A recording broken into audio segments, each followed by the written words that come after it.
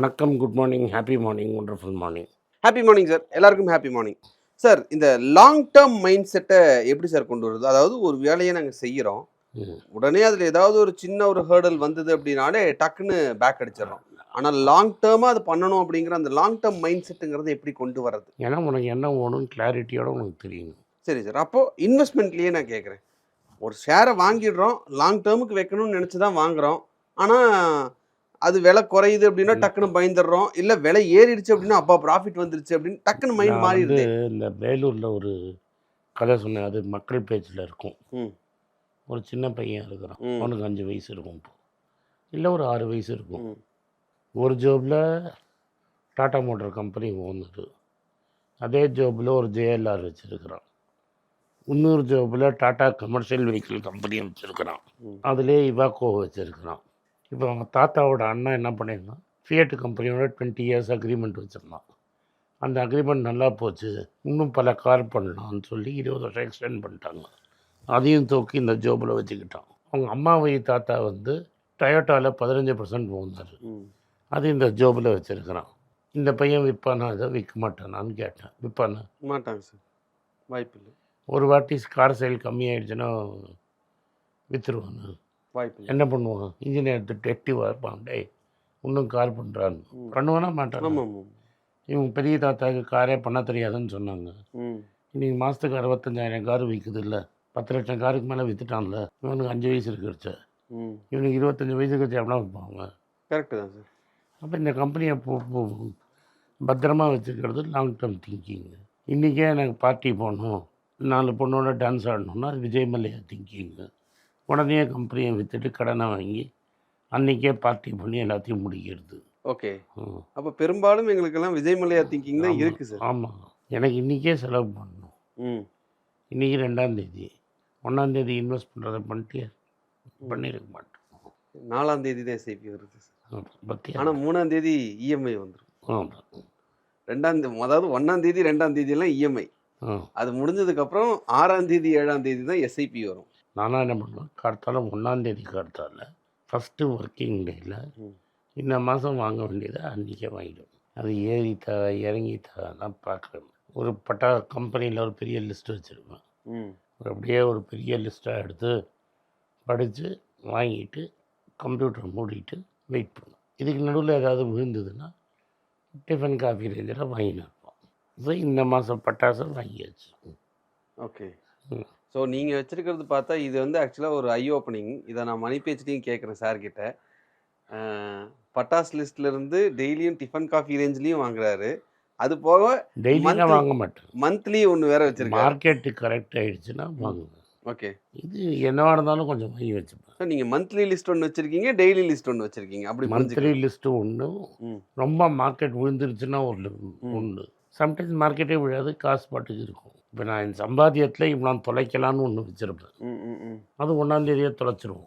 Sir, உங்களுக்கு அந்த long term mind set இருக்குது சார். இல்லைன்னா அதை தொலைச்சிட்டேன், அதாவது அந்த பணத்தை நான் போட்டால் தொலைச்சிட்டேன்ப்பா ஃபைன், அந்த மைண்ட் செட்டுக்கு நீங்கள் வந்துடுறீங்க. நம்ம டிஃபன் சாப்பிட்டோம் போயிடுச்சு இல்லை. இன்றைக்கி காலத்தால் எங்கள் வீட்டில் ஒரு சின்ன பூஜை இருந்தது.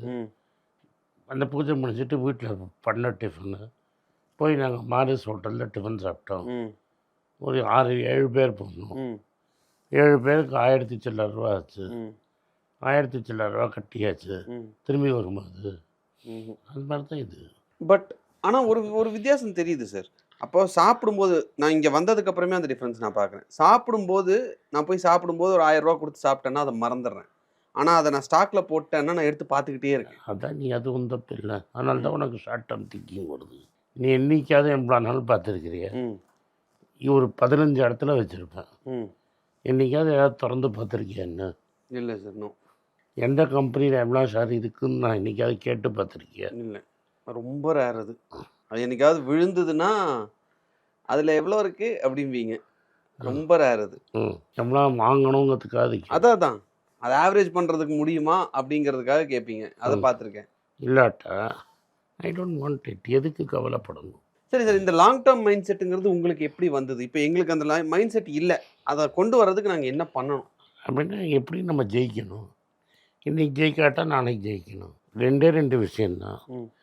நீங்கள் வந்து ஜெயிக்கணும். நார்மலாக வந்து ஜெயிச்சனா 2 நாளைக்கு முன்னாடி சொன்ன மாதிரி ஜெயிச்சிட்டான்னா ஒரு 7-8 வருஷத்தில் கேரியர் முடிஞ்சிடும். அதுக்கப்புறம் எப்படி கேரியர் எக்ஸ்டெண்ட் பண்ணணும்னு பார்க்கணும். ஓகே. அந்த கேரியர் எக்ஸ்டெண்ட் பண்ணுறதுக்கு ஒரு நாலேஜ் வேணும். ஸோ ஜெயிக்கணும், அதை எக்ஸ்டெண்ட் பண்ணுறதுக்கான நாலேஜ் வேணும். இப்போ நான் கவாஸ்கர்னு ஒருத்தர் இருந்தான். 1949 ஜூலையில் பிறந்தான். இப்போ இந்த வருஷம் 77 வயசு ஆயிடுச்சு. இன்னும் டிவியில் கமிட்டி சொல்லின்னு இருக்கானு, இன்றைக்கும் 5 கோடி வாங்கி பேக்கெட்டில் போட்டுக்கிறாங்க. 70 இந்தியா கார்டு 71 இந்தியா கார்டு ஆரம்பித்தான். 87 ரிட்டையர் ஆகிட்டான். 16 வருஷம்தான் கேரியர். மொத்தமே 16 வருஷம். 88 கமெண்ட்ரி சொல்ல ஆரம்பிச்சவன் இப்போ இன்னும் எப்படி கமிட்டி சொல்லியிருக்கான்? 38 வருஷம் கமிட்டி சொல்லிட்டோம். ஸோ மெயின் கேரியர் 16 வருஷம் தான், அதோட எக்ஸ்டென்ஷன் கேரியர் 38 வருஷமாக போய்கிட்டு இருக்கு. ஆமாம். ஸோ இப்போ இந்த மெயின் கேரியரில் வந்து நம்ம என்ன நாலேஜை கெயின் பண்ணிக்கிறோம் அப்படிங்கிறது தான் அதோட. அந்த நாலேஜை எப்படி நீ வெளில ப்ரெசென்ட் அஸ்வின் இருக்கான், அவனுக்கு கேரியர் முடிஞ்சிரும்னு தெரியும். அவனுக்கு கேரியர் முடியறதுக்கு முன்னாடியே யூடியூப் ஆரம்பிச்சிட்டான். ஓகே. அப்புறம் நம்ம ஒரு நேஷ்னல் ஃபிகர்னு அவனுக்கு தெரியும். ஹிந்தி டியூப் ஆரம்பிச்சிட்டான். கேரியர் அதுலேயே ஆடை போட ஆரம்பித்தான். கேரியரை இழுத்துட்டான்ல. ஓகே. ஸோ அதுதான் ஆக்சுவலி அந்த லாங் டேர்ம் மைண்ட் செட். ஆமாம். இப்போ எப்படியும் நம்மளுக்கு கிரிக்கெட் கேரியர் முடியும்னு தெரியும். தமிழ்நாட்டில் எவ்வளவோ பேர் கிரிக்கெட் ஆட்டாங்க. தினேஷ்க்கு அடுத்து இங்கிலீஷில் நல்லா கமெண்ட்ரி சொல்கிறான். பட் தமிழில் இதை வந்து மக்களுக்கு எக்ஸ்பிளைன் பண்ணுறத கிரிக்கெட்டில் இப்போ அழகாக அவன் கேரியர் ஆக்கினான். Okay sir. அப்போ நீங்கள் சொல்கிறத வச்சு நான் பார்க்கும்போது எப்படினாலும் ஒரு 50-60 வருஷத்தில் 60 வயசுன்னு வரும்போது ஒரு மனுஷனுக்கு ஒரு ஹியூஜ் அமௌண்ட் ஆஃப் பணம் தேவைப்படும். அந்த பணத்துக்கு இன்றைக்கி நாம் டெய்லியும் எடுத்து வைக்கிறோமா அப்படின்ற ஒரு கேள்வி நீங்கள் சொல்கிறதுலேருந்து நான் புரிஞ்சுக்கிறேன் சார். எப்படியும் உங்கள் அம்மா அப்பா உடம்பு சரியில்லாமல் வரும். எங்கள் அப்பா அம்மாவுக்கு வந்தது. எப்படியும் உன் பசங்களை படிக்க வைக்கணும், எப்படியும் உன் பசங்களுக்கு கல்யாணம் பண்ணி வைக்கணும். நீ 75 வயசு அடைச்சா உனக்கு ஒரு பெரிய உடம்புக்கு வரும். இந்த மைல்ஸ் ஸ்டோனுக்குன்னா உன்கிட்ட காசு இருக்கணும். Okay sir. Thank you sir. Thank you. எல்லாருக்கும் வணக்கம். எல்லாருக்கும் ஒரு இம்பார்ட்டன்ட் அறிவிப்பு. நான் யார்ட்டையுமே பணம் வாங்குறது கிடையாது. நான் யாரையும் டைரெக்டாக கன்சல்ட் பண்ணுறது கிடையாது. என் பேரை சொல்லி நிறைய ஸ்கேம் நடக்குது. டெலிகிராம் குரூப், வாட்ஸ்அப் குரூப்னு. எனக்கு இருக்கிற வாட்ஸ்அப் குரூப்னால் சும்மா இன்ஃபர்மேஷனுக்கு மட்டும்தான். நான் செபி ரிஜிஸ்டர்ட் அட்வைசர் கிடையாது. நான் சேனல் நடத்துறது எஜுகேஷன் பர்பஸ். அதில் ப்ரைஸே பேச மாட்டேன். இதை வாங்கு அதை வித்துருன்னு சொல்லவும் மாட்டேன். என் பேரை சொல்லி பண்ணுறாங்கன்னா ஏமாந்துடாதீங்க.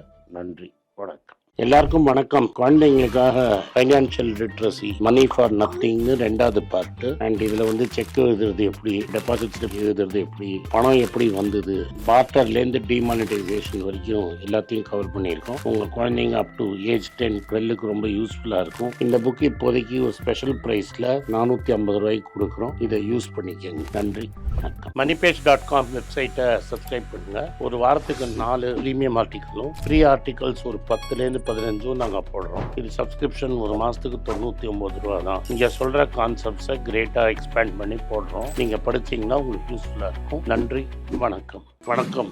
குழந்தைங்களுக்காக ஒரு புஸ்தகம் லான்ச் பண்ணோம். அது ரொம்ப சக்ஸஸ்ஃபுல்லாக இருக்குது. யாருக்கெல்லாம் அந்த புஸ்தகம் போகணுமோ எங்கள் டீமுக்கு கான்டாக்ட் பண்ணுங்கள். கீழே இருக்கிற நம்பர்லேயும் வெப்சைட்லேயும் கான்டாக்ட் பண்ணிங்கன்னா உங்களுக்கு அந்த புஸ்தகத்தை நீங்கள் வாங்கிக்கலாம். மற்ற எங்கள் புஸ்தகமும் அவைலபிள். எங்கள் வெப்சைட் மூலமாகவும் வாங்கலாம். கீழே இருக்கிற வாட்ஸ்அப் நம்பர்லேயும் மெசேஜ் அனுப்பலாம். நன்றி, வணக்கம்.